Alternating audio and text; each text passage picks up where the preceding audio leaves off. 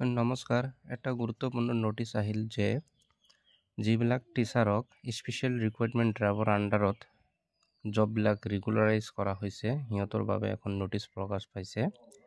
In the interest of public service, the service of additional teachers recruited under special recruitment drive and regularise thereafter by the government in the Department of School Education shall be benefited with the following.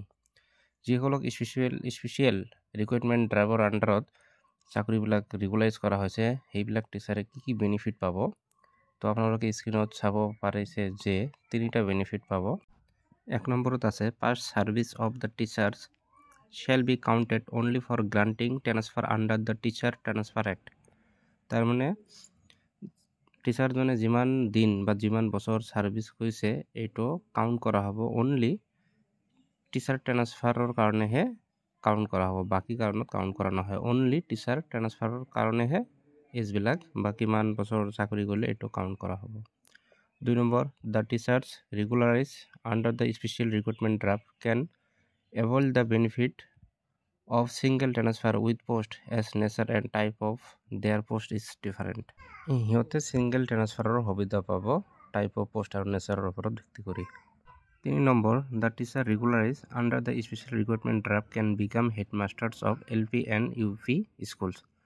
তাৰমানে যিসকলে special recruitment driver আণ্ডাৰত চাকৰিবিলাক regularise কৰা হৈছে সিহঁতে headmaster হ'ব পাৰিব LP আৰু ME স্কুলৰ বাবে।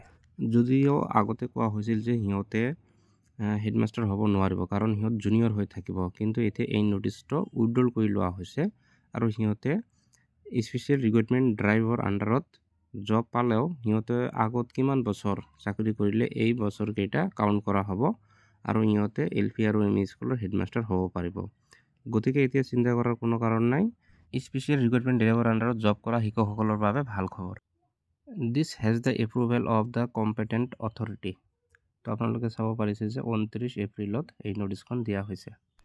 তো আপোনালোকে দেখিবলৈ পাইছে যে কোন তিনিটা বেনিফিট পাব স্পেচিয়েল ৰিক্ৰুটমেণ্ট ড্ৰাইভৰ আণ্ডাৰত যিবিলাক শিক্ষকৰ চাকৰি ৰেগুলাৰাইজ কৰা হৈছে সিহঁতে এই স্ক্ৰীনত চাব পৰা তিনিটা বেনিফিট পাব। ধন্যবাদ।